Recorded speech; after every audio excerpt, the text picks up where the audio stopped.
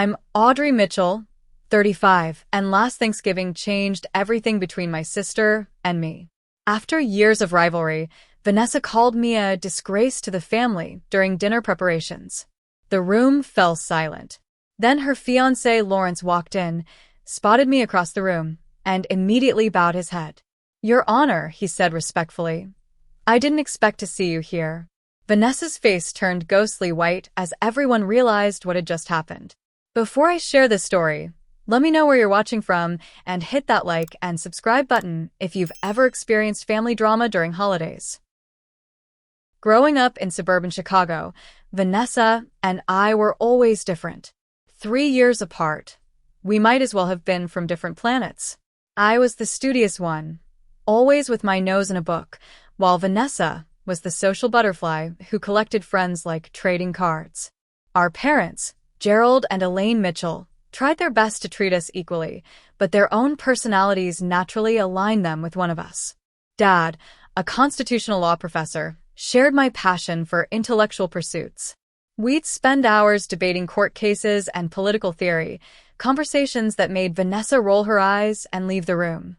Mom, a school administrator with impeccable social skills, connected more easily with Vanessa. They shared shopping trips and discussed social dynamics that frankly bored me to tears.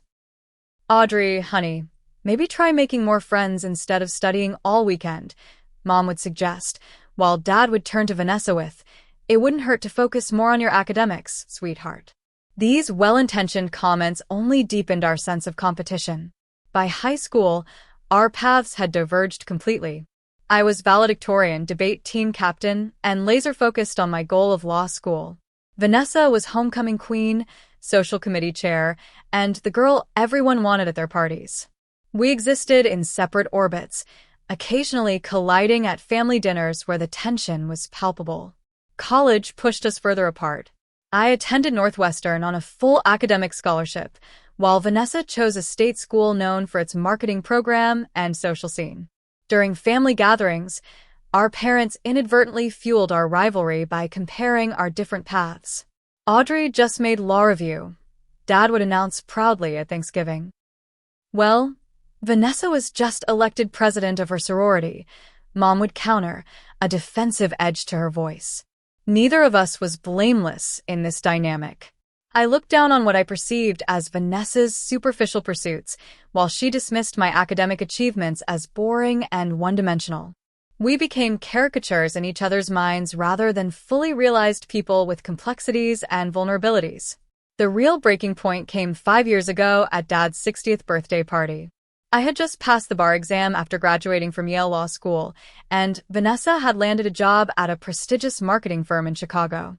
The celebration should have been about Dad, but somehow it devolved into another battlefield for our ongoing war. "At least my job involves actually talking to humans instead of dusty old books," Vanessa had said after one too many glasses of champagne, responding to Mom's praise of my clerkship with a federal judge.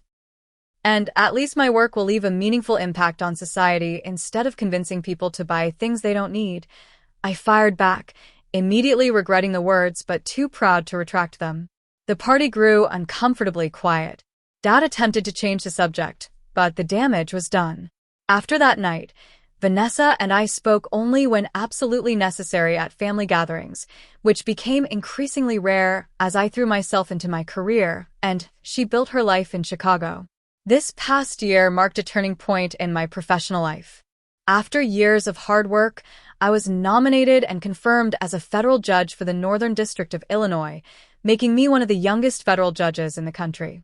The confirmation process was grueling, with every aspect of my personal and professional life scrutinized. I deliberately kept the news quiet from extended family until I was settled into the position, sharing it only with my parents who were sworn to secrecy until I was ready. Meanwhile, Vanessa had gotten engaged to Lawrence Carter, a corporate attorney I'd never met. Mom kept me updated on Vanessa's life through our weekly phone calls, though I pretended not to care. In reality, I listened carefully to every detail, wondering about the road not taken, the one with marriage, and a more conventional life path. When Mom called about Thanksgiving plans, her voice had that particular tone that meant she was about to ask something difficult. We'd really love to have everyone together this year, Audrey, she said tentatively. Your brother Brandon is coming in from Seattle with the kids, and of course, Vanessa and Lawrence will be there. I closed my eyes, already feeling the familiar tension headache forming. Mom, you know how things are with Vanessa and me. It's been 5 years, honey. Can't you both try? For your father and me? Guilt, that most effective of maternal weapons, worked its magic. Fine, I conceded. But don't expect some magical sisterly reunion. Just civility is all I ask, Mom said, relief evident in her voice. The day arrived cold and bright, Chicago's late November sky a clear, crisp blue that belied the emotional storm brewing inside our family home. I arrived deliberately late, hoping to minimize interaction time. Brandon greeted me with a bear hug at the door, his twins, Jacob and Emily, clinging to his legs. The Honorable Judge Mitchell graces us with her presence, he teased, unaware of how those words would soon take on new meaning.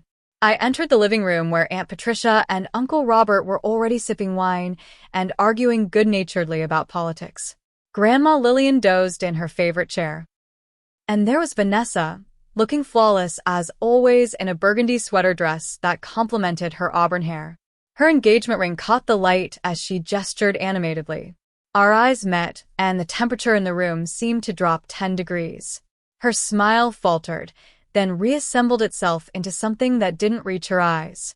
Audrey, she said flatly. You made it. Wouldn't miss it, I replied with equal enthusiasm. Mom appeared from the kitchen, wiping her hands on an apron and casting anxious glances between us. Audrey, perfect timing. We're just about to start appetizers. Dad emerged from his study, genuine delight crossing his face at the sight of me. There's my girl, he said, embracing me tightly. The clear pride in his voice made Vanessa's posture stiffen, and I knew we were off to a predictable start.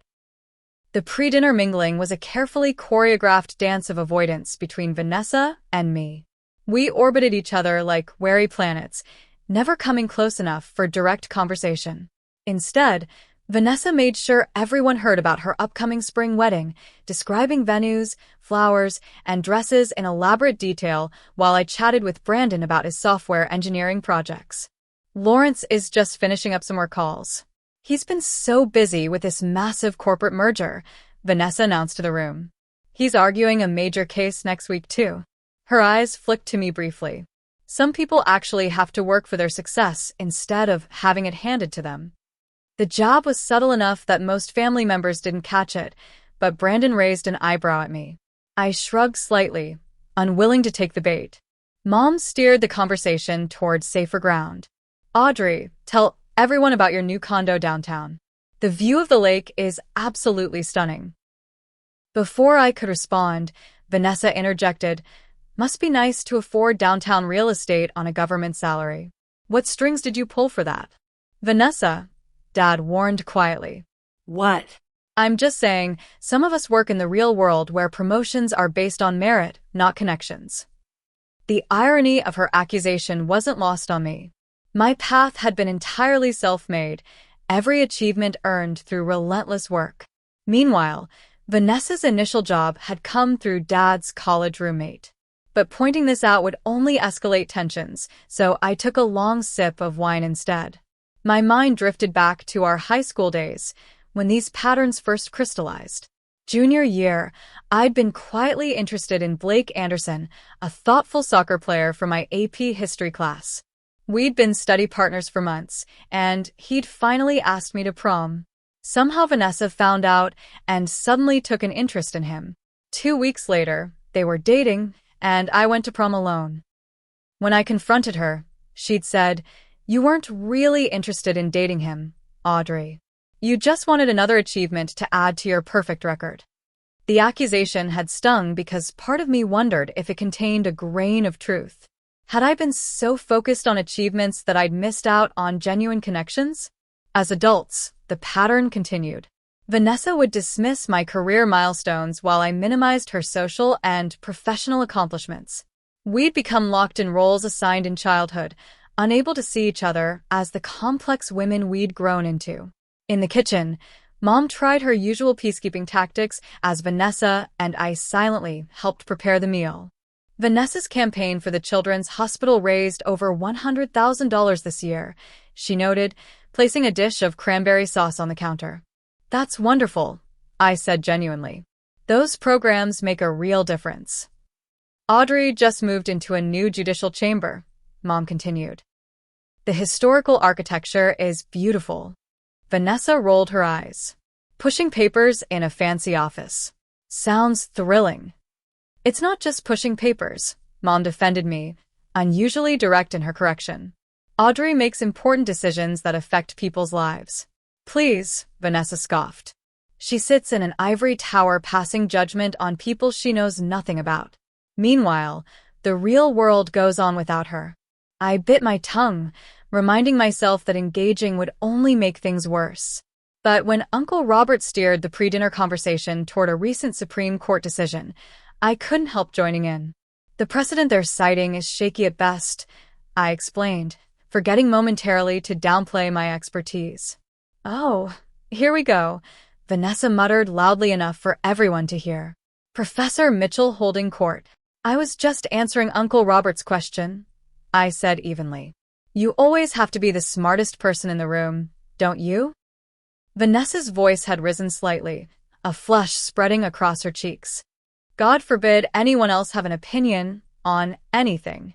Brandon tried to intervene. Hey, let's talk about something else. How about those Bears this season? But Vanessa wasn't finished. You know what your problem is, Audrey? You think your fancy degree and your job make you better than everyone else. But you don't know the first thing about connecting with actual human beings. The room grew uncomfortably quiet. That's enough, Dad said firmly. No, it's not, Vanessa continued, years of resentment bubbling to the surface. She walks around like she's so superior, but look at her life. 35, alone, married to her job. You're a disgrace to this family with your stuck-up attitude and you're judgmental? The word disgrace hung in the air like a thunderclap. Mom gasped softly. Dad put down his glass with a sharp click against the table. Brandon's children sensed the tension and pressed closer to their father.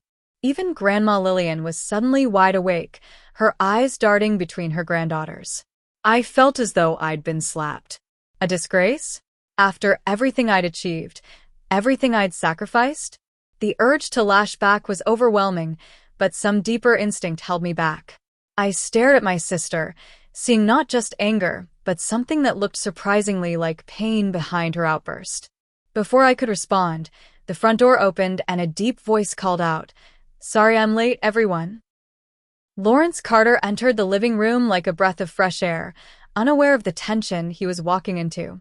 Tall with salt and pepper hair despite being only in his mid-30s, he carried himself with the easy confidence of someone accustomed to commanding attention in courtrooms.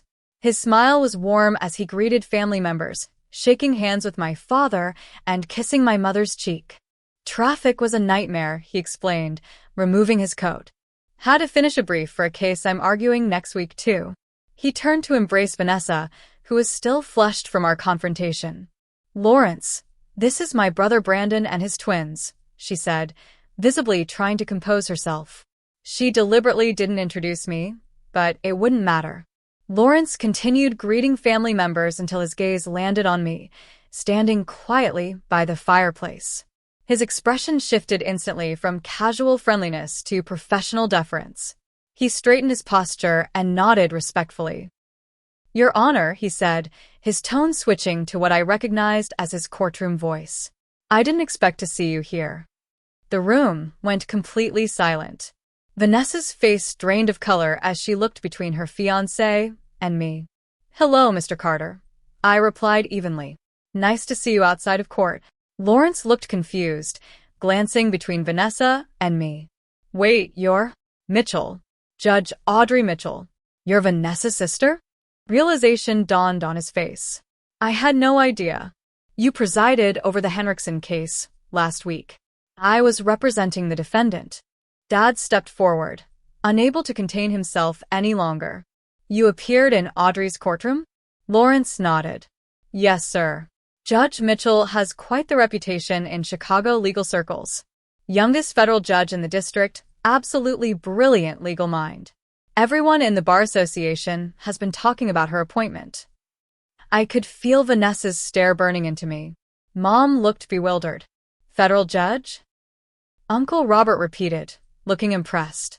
Audrey, you didn't mention you'd been appointed to the federal bench. It happened a few months ago, I said quietly. I wanted to settle into the role before making a big announcement. A few months. Vanessa's voice was tight. And you didn't think to mention this to your family? I told Mom and Dad. I replied. I asked them to keep it quiet until I was ready. Mom stepped in quickly. We were respecting Audrey's wishes. The confirmation process was very stressful, and she wanted privacy. Vanessa turned to Lawrence, who still looked confused by the family dynamics he'd unwittingly walked into. Did you know Audrey was my sister?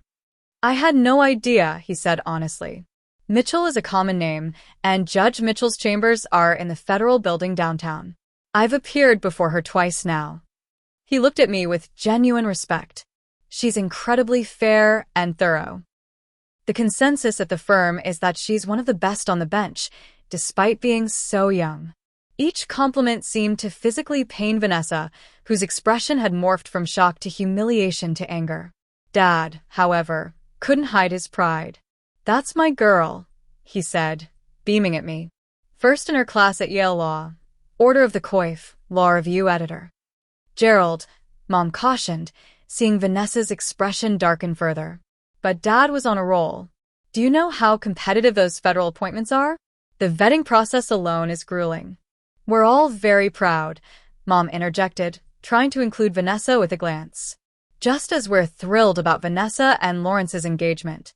Both our girls are accomplishing wonderful things. Aunt Patricia, always socially oblivious, chimed in. And just minutes ago Vanessa was calling you a disgrace. Isn't that something? The room grew painfully quiet again. Lawrence looked at Vanessa with surprise. You called your sister a disgrace? The federal judge. Vanessa's face flushed crimson. I didn't know she was a federal judge, she said weakly. She keeps secrets from her family. It wasn't a secret, I countered. It was private until I was ready to share it.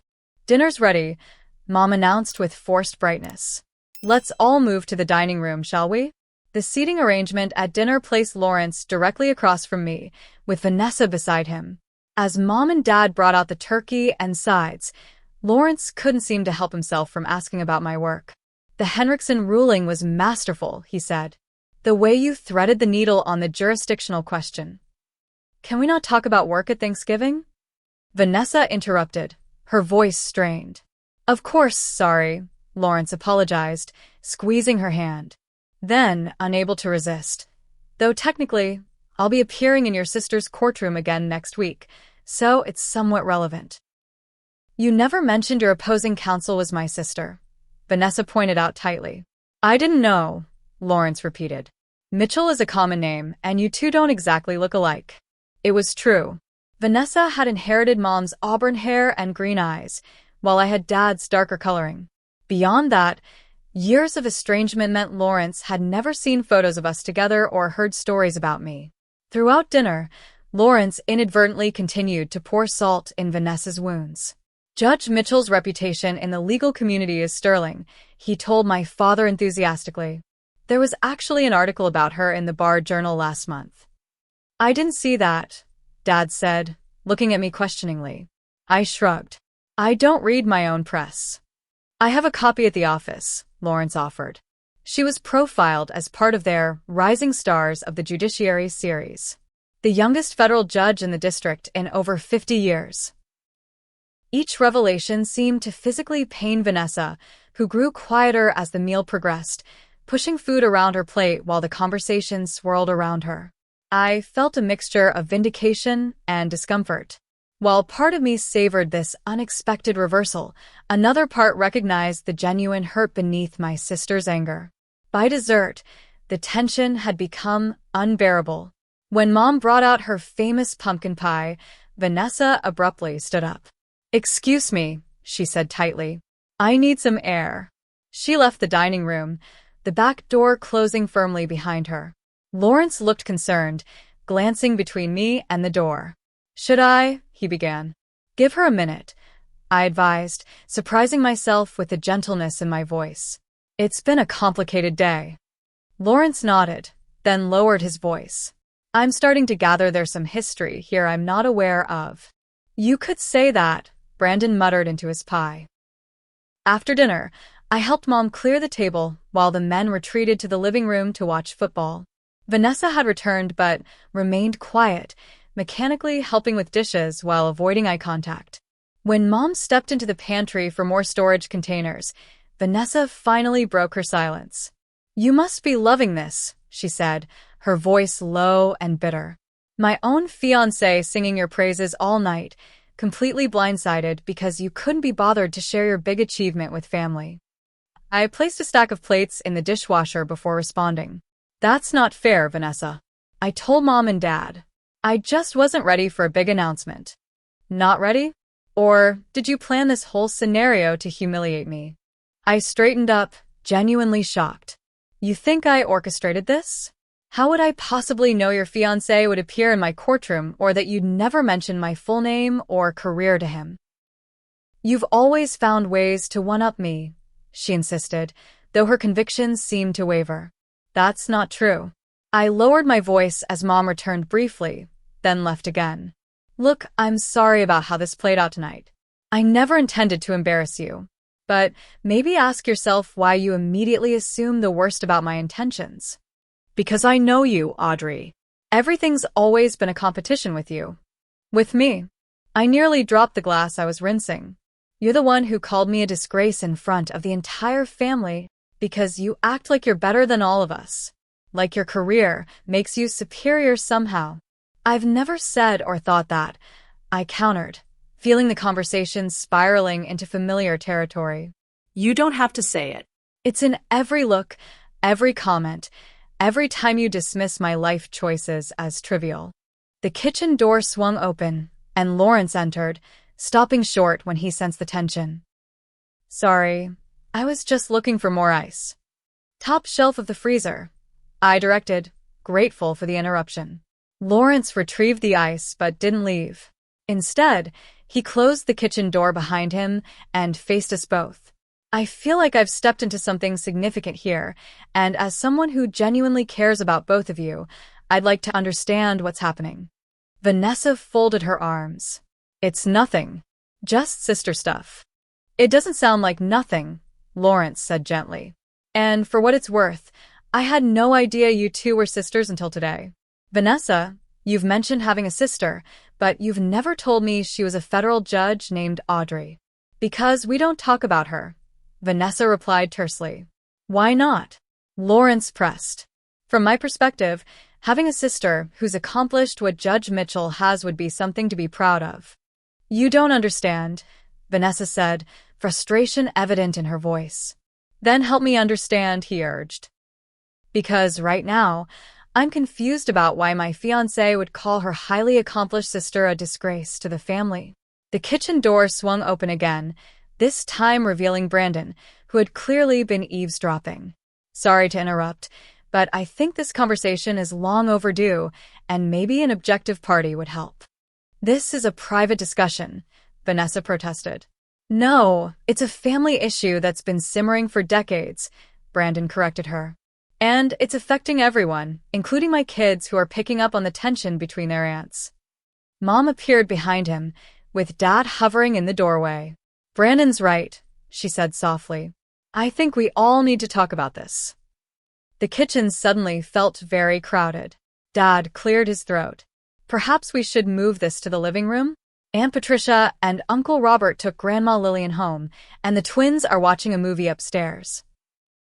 We migrated to the living room, an awkward procession of people carrying the weight of unspoken grievances. I sat in the armchair by the window, while Vanessa and Lawrence took the love seat. Brandon perched on the ottoman, and our parents settled on the sofa.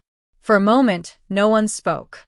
Uncle Robert returned alone, having dropped off Aunt Patricia and Grandma Lillian. Sensing the family meeting in progress, he hesitated in the doorway. I should probably head out too. Actually, Robert, you might have some perspective here, Dad said. You've watched these two grow up. Uncle Robert had always been the family mediator, the calm voice of reason during holiday disagreements. He nodded thoughtfully and took a seat. "I've observed this dynamic for quite some time," he began cautiously.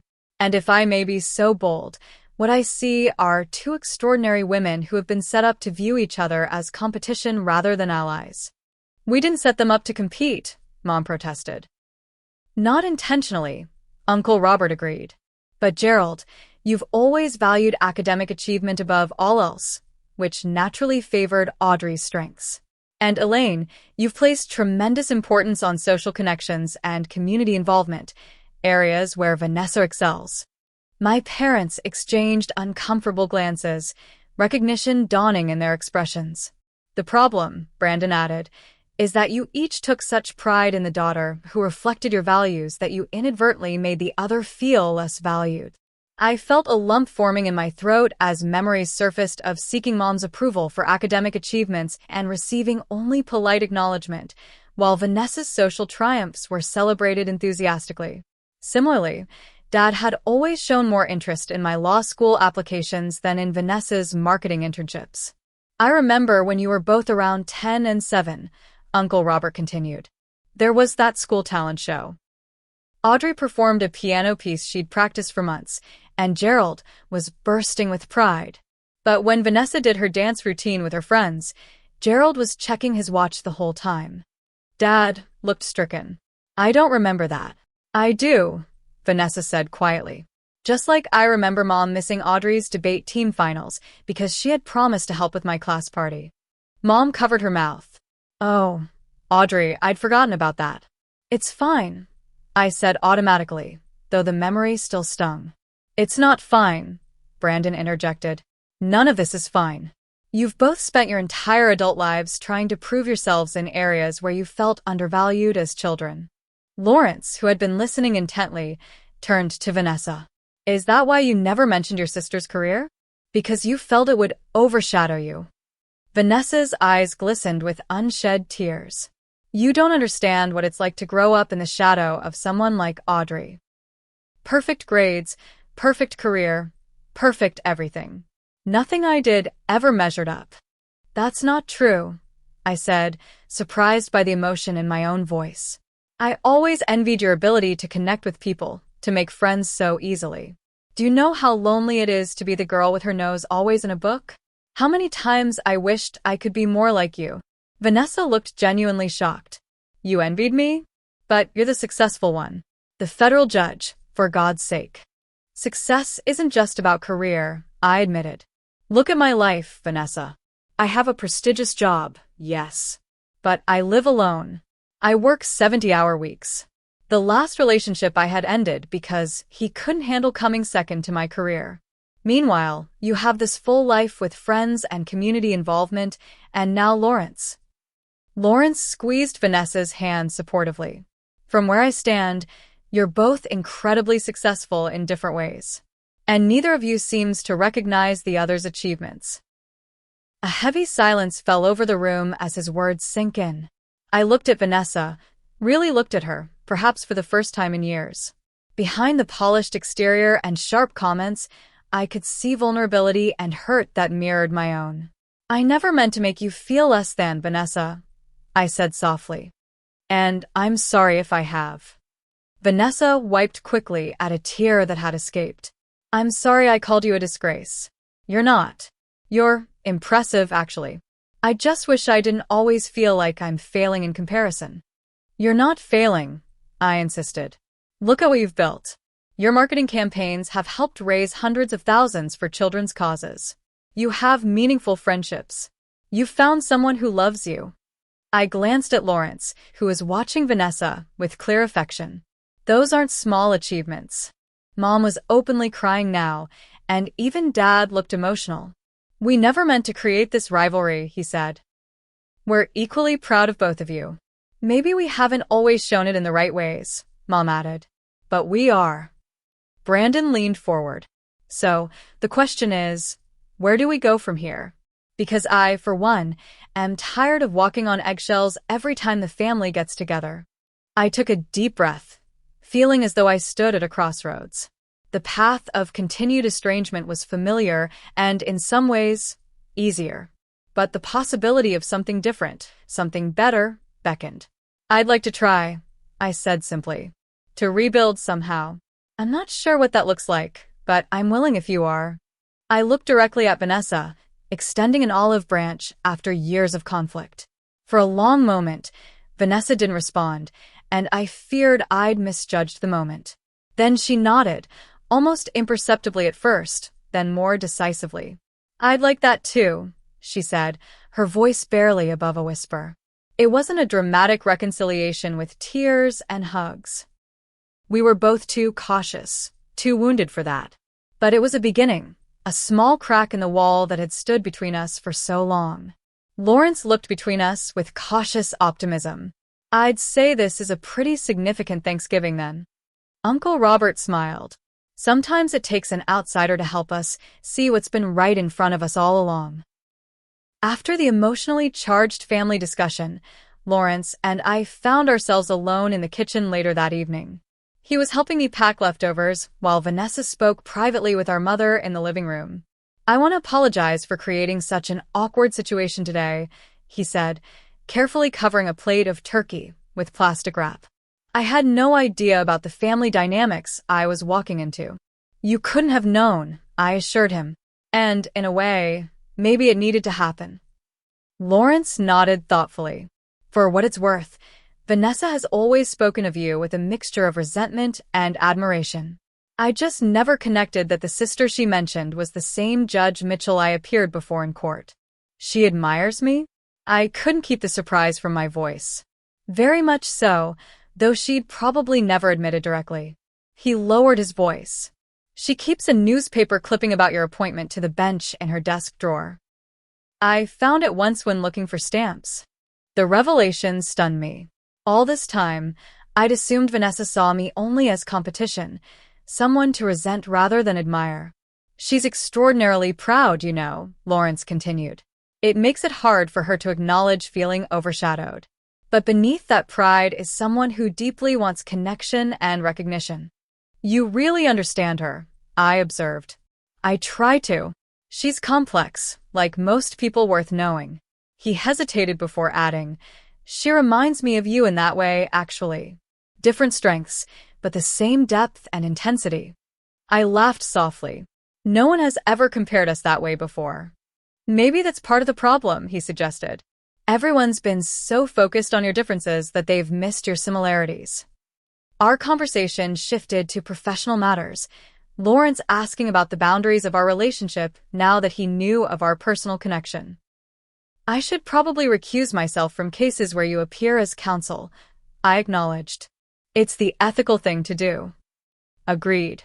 Though I have to say, you were scrupulously fair in the Henriksen case, even not knowing our connection." "I try to be fair with everyone who appears in my courtroom," I said simply. He studied me for a moment. "You know, Vanessa could learn from your professional detachment, and you could probably benefit from some of her emotional intelligence. You complement each other in interesting ways." The observation was perceptive and surprisingly comforting. The idea that Vanessa and I might have something to offer each other, rather than merely compete, was novel but appealing. Later that evening, I found Vanessa alone on the back porch, wrapped in a blanket against the November chill. Steeling myself, I stepped outside and sat in the adjacent chair. "Mind if I join you?" She shrugged, not unfriendly, but guarded. "It's a free country, Your Honor." I winced at the lingering edge in her voice, but chose to ignore it. "Lawrence seems like a good man." "He is," she agreed, her expression softening. "Too good for me, probably." "I doubt that." We sat in silence for a moment, watching our breath form clouds in the cold air.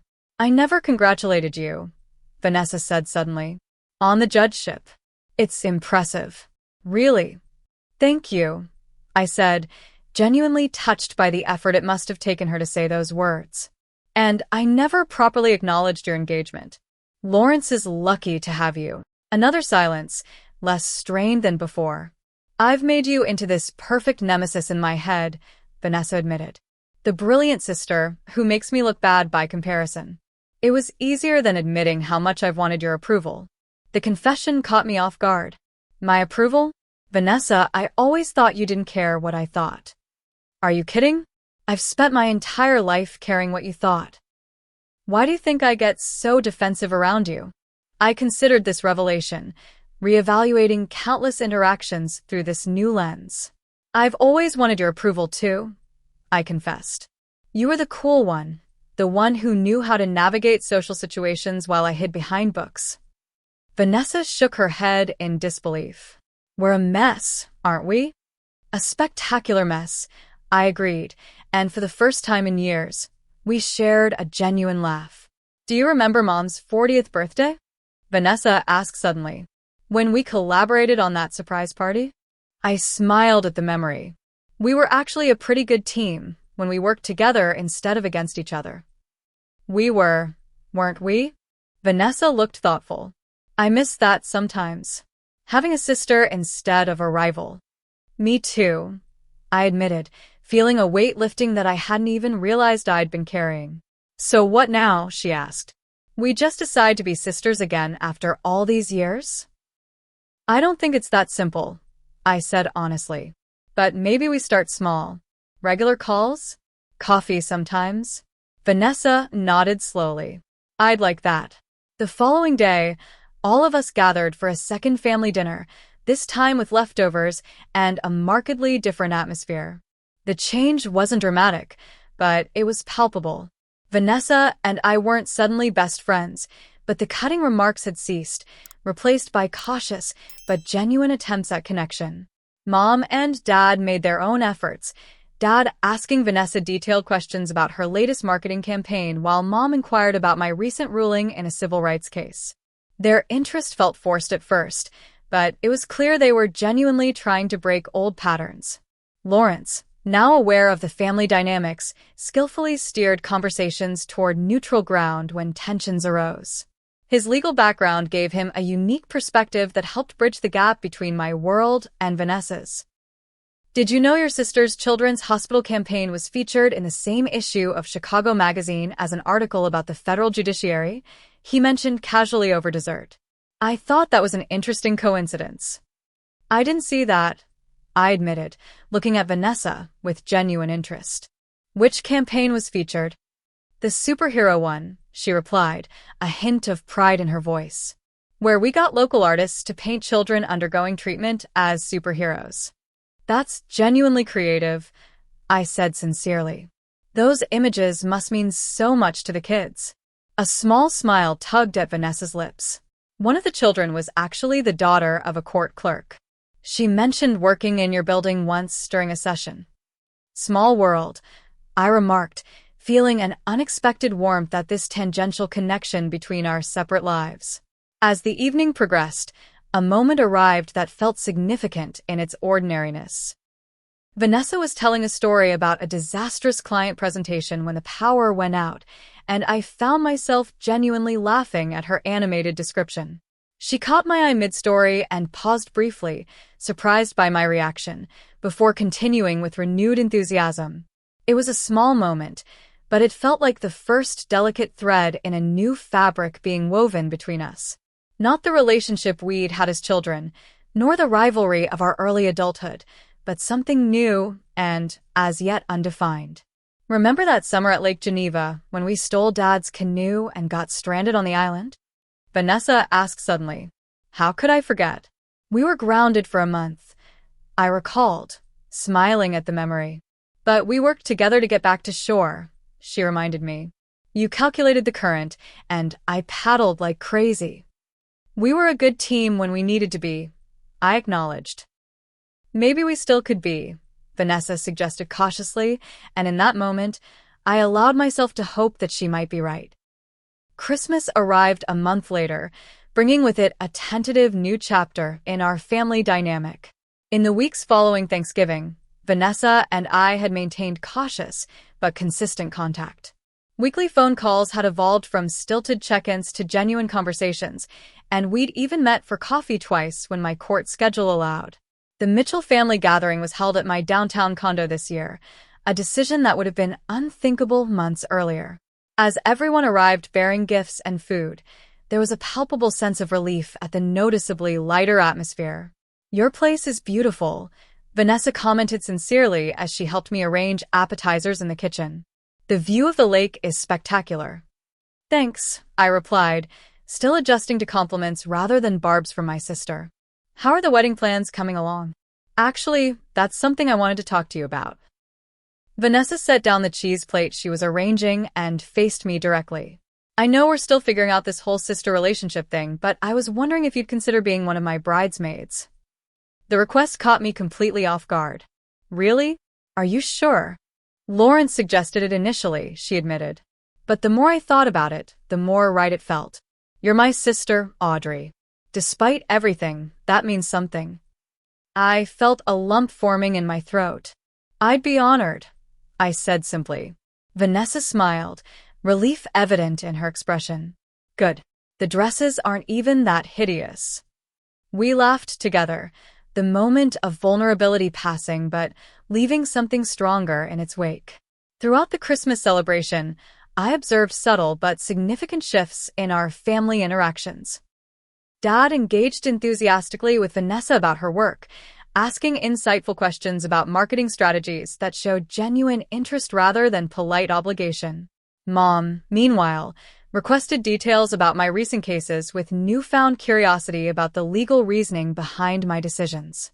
Lawrence had integrated seamlessly into the family, his natural diplomacy helping smooth any momentary tensions. He and Brandon had developed an easy friendship, bonding over their shared experience as the level-headed counterparts to Mitchell women. "I've been thinking about what you said at Thanksgiving," I told Vanessa as we washed dishes after dinner. "About feeling like you were living in my shadow." She tensed slightly, but continued rinsing plates. "What about it?" "I think I understand better now. I've spent so much time focused on achievement that I never considered how it might affect you." "That wasn't fair." Vanessa was quiet for a moment. "And I never considered how lonely your path might have been. Success came with sacrifices I didn't see." "Different paths, different challenges," I summarized. "Exactly." She handed me a dripping plate. "You know what's weird? The more we actually talk about real things, the less I feel like I need to compete with you." "I've noticed that too," I agreed. Maybe we needed to acknowledge the competition before we could move past it. As January turned to February, Vanessa and I established a new tradition of Sunday brunches whenever our schedules allowed. During one such meeting, over omelets and coffee, she confessed something that surprised me.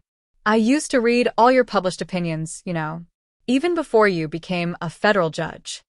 I nearly choked on my coffee. "You did? Why?" She shrugged, looking embarrassed. "To understand what you were doing, I guess. And I was proud of you, even when I couldn't admit it. Some of what you wrote was actually interesting." High praise from someone who once called legal writing glorified sleeping pills. I teased gently. "Well, you have a more accessible style than most judges," she countered. "Lawrence says attorneys appreciate that about you." The mention of Lawrence reminded me of something I'd been meaning to discuss. Speaking of Lawrence, I've officially recused myself from all cases involving his firm. Ethical boundaries firmly established. He mentioned that. Said it was the right call, but that he'll miss appearing before a judge who actually understands complex securities law. I smiled at the compliment. There are other competent judges in the district, but none related to his fiancé, Vanessa pointed out. Though that's going to become public knowledge at the wedding. I'm prepared for the professional adjustments, I assured her. Some of my colleagues are actually married to attorneys. We have protocols for these situations. As wedding preparations intensified, I found myself drawn into Vanessa's world in ways I'd never expected. She valued my analytical approach to logistics, while I came to appreciate her attention to the emotional experience of the event. We weren't just tolerating each other's involvement. We were actively seeking each other's input.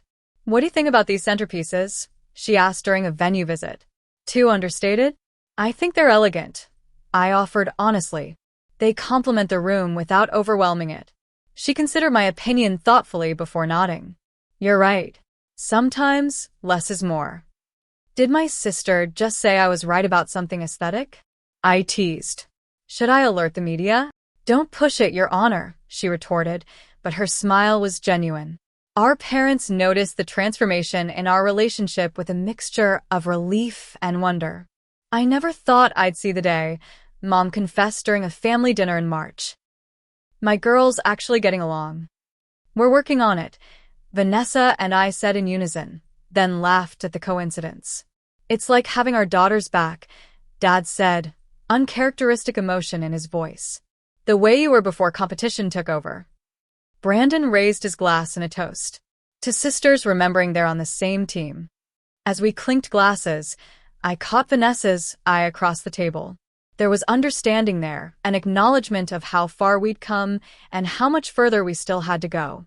But for the first time in years, the path ahead seemed hopeful rather than hostile. The most profound moment of our evolving relationship came unexpectedly during a bridal dress fitting. As Vanessa emerged from the dressing room in a stunning gown, I found myself unexpectedly emotional. You look beautiful, I said, blinking back tears that surprised us both. Don't get sappy on me now, Judge, she joked, but her own eyes were suspiciously bright. Can't help it. My little sister's getting married. She smoothed the fabric of the dress thoughtfully. Never thought you'd be here for this, did you? Honestly? No, I admitted. But I'm really glad I am. Me too, she said softly. It wouldn't feel right without you. In that moment, surrounded by satin and tulle in an upscale bridal boutique, something fundamental shifted between us. The wall that had stood for so long didn't come crashing down in a dramatic collapse. Instead, it seemed to dissolve quietly, brick by brick, leaving space for something new to grow in its place. 6 months after that fateful Thanksgiving, I stood in a beautifully decorated dressing room at the Chicago Botanical Gardens, helping Vanessa with her veil. The spring wedding day had dawned clear and perfect, as if nature itself approved of the occasion. Nervous?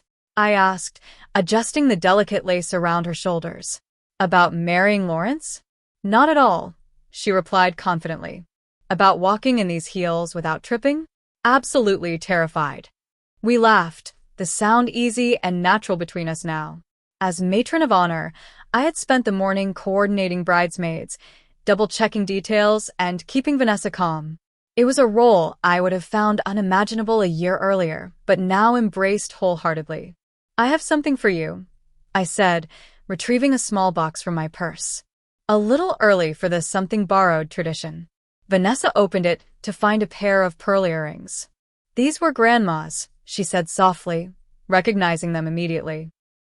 Mom gave them to me when I was appointed to the bench, I explained. Said Grandma would have wanted me to have them for my big day. But I think your wedding qualifies as a pretty big day too. Tears welled in Vanessa's eyes. Are you sure? Absolutely, I assured her.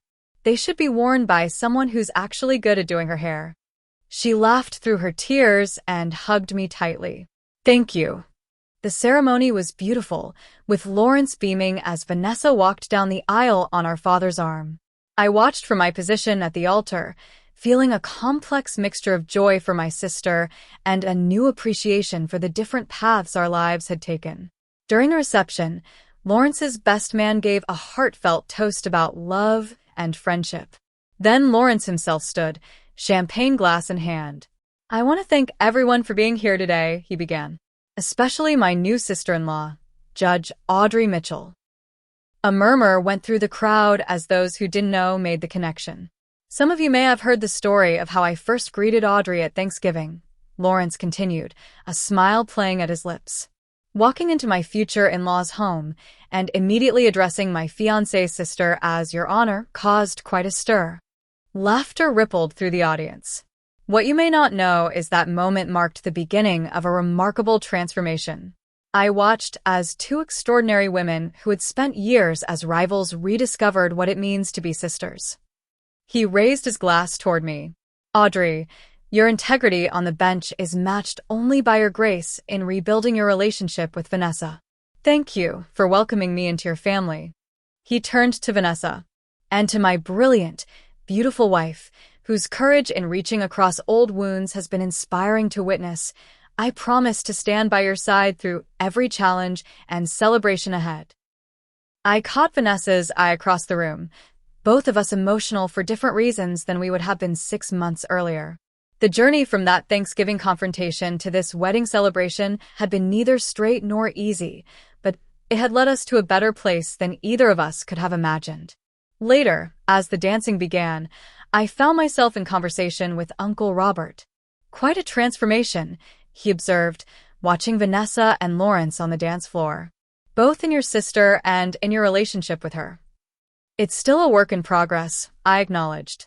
"But yes, we've come a long way." "You know what I find most remarkable?" he mused. "It's not that you two are getting along now. It's that you both had the courage to be vulnerable enough to make it happen." His observation struck me as profoundly true. The judgeship was actually easier, I admitted. Clear rules, defined procedures. Fixing a broken relationship? No precedent to follow there. "Yet you managed it," he pointed out. "Perhaps because you finally saw each other as allies rather than opponents." "I think you're right," I agreed. For years, I measured my success against what Vanessa didn't have, and she did the same with me. We were so busy competing that we missed how complementary our strengths actually are. The wedding celebration continued into the evening, a joyful affirmation of not just Vanessa and Lawrence's commitment, but also of our family's healing. As I watched my parents dancing together, Brandon twirling his daughter on the dance floor and Vanessa radiating happiness, I reflected on the wisdom our conflict and reconciliation had taught me. Professional accomplishments, no matter how prestigious, mean little without meaningful personal connections. The validation I had sought through career advancement had never filled the void left by estrangement from my sister. Similarly, Vanessa had discovered that social success couldn't compensate for the lack of authentic relationships built on mutual respect rather than competition. Most profoundly, I had learned that family relationships require the same careful attention and maintenance as any important aspect of life. Just as I meticulously prepared for cases and crafted judicial opinions, maintaining bonds with those we love demands intentional effort and the willingness to prioritize connection over being right. As the evening drew to a close, Vanessa found me near the cake table and linked her arm through mine. "So, Judge Mitchell," she said playfully, "what's your verdict on the wedding?" "A resounding success," I replied, squeezing her arm affectionately. "You and Lawrence are going to be very happy together." "Thanks to you, in part," she acknowledged. "If you hadn't been so gracious after I called you a disgrace, we might never have reached this point." "Water under the bridge," I assured her.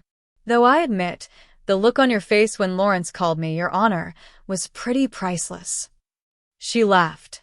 "One of my more mortifying moments, but maybe one of the most important too."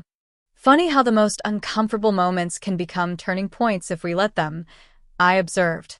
As we stood together watching the celebration, I realized that the greatest case I'd ever adjudicated wasn't in my courtroom at all. It was the case of two sisters learning to see beyond their differences to the bond that had always existed beneath the surface of competition and misunderstanding. Have you ever experienced a misunderstanding with a family member that led to a surprising revelation? I'd love to hear your stories in the comments below. Sometimes the most painful moments can become catalysts for growth if we approach them with an open heart. Don't forget to like and subscribe if this story resonated with you, and share it with someone who might need a reminder that it's never too late to heal family relationships.